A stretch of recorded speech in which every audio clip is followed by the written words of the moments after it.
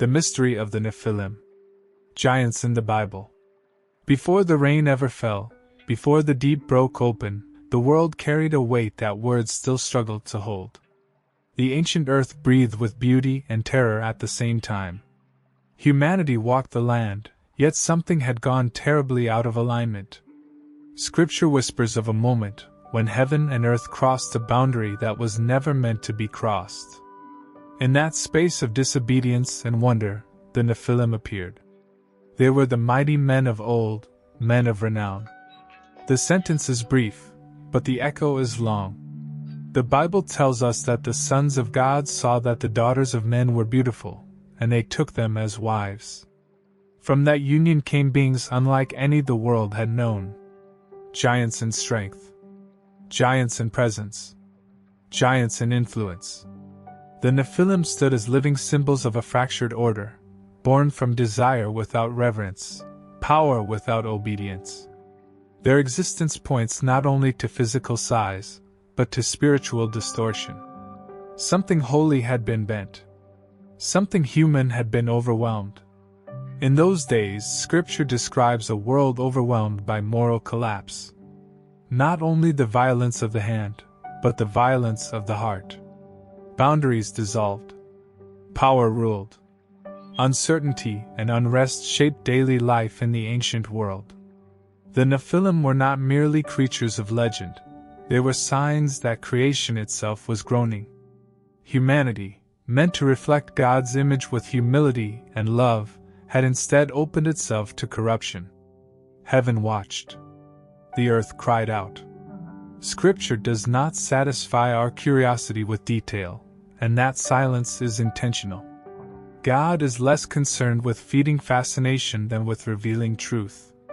What we are told is enough. The union of the sons of God and the daughters of men was not celebrated by heaven. It was not blessed. It was tolerated for a time, then judged. My spirit shall not strive with man forever. The words feel heavy, patient, sorrowful. God was not surprised, but he was grieved. The Nephilim remind us that rebellion often wears the mask of greatness. Strength can impress. Renown can dazzle. But power without submission to God always decays into violence. The ancient world admired the mighty, yet God saw the cost. Every generation since has faced the same temptation, to measure greatness by size, dominance, or fame, instead of obedience and love. As the corruption spread, one quiet contrast remained. While giants walked the earth, a man walked humbly with God. Enoch did not rule cities or command armies. He simply walked with God, and then he was no more. His life stands as a gentle rebuke to the age of the Nephilim. While others reached upward in defiance, Enoch moved forward in surrender. Heaven did not need giants. Heaven looked for faithfulness. Yet the pain of that era cannot be softened. God saw that humanity had become deeply distorted in its intentions and priorities. This is not a cold judgment. It is a broken-hearted observation. The Creator, who once declared the world good, now looked upon it with grief. The Nephilim, born from disordered desire, had become symbols of how far creation had drifted from its source. Then Scripture records the flood as a moment of reset and preservation. Not as an act of rage, but as an act of mercy wrapped in judgment.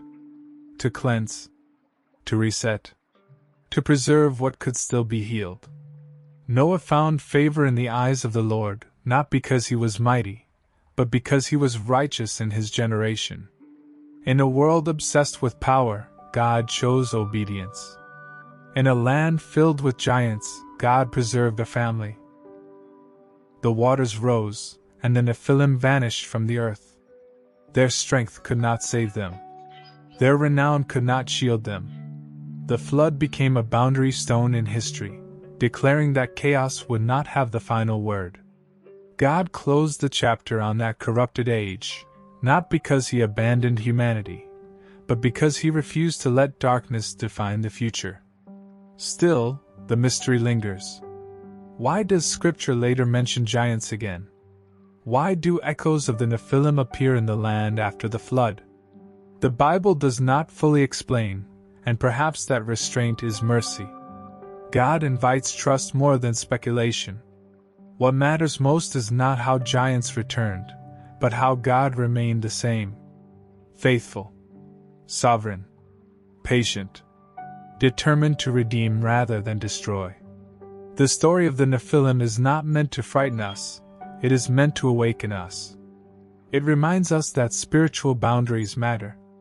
That mixing what God has separated leads to suffering. That fascination with power can quietly erode the soul. And yet, even here, grace whispers. God did not abandon humanity after the flood. He made a covenant. He placed a rainbow in the sky. He promised restraint, patience, and hope.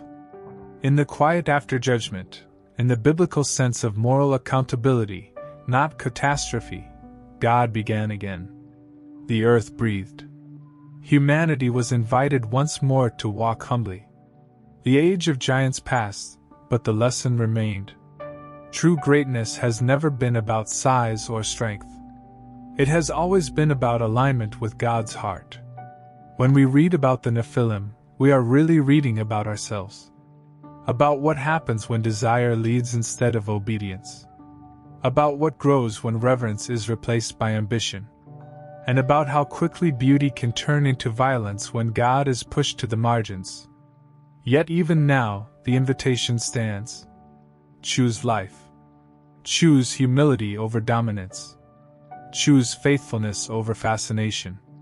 Choose to walk with God in a world still drawn to giants of influence, fame, and power.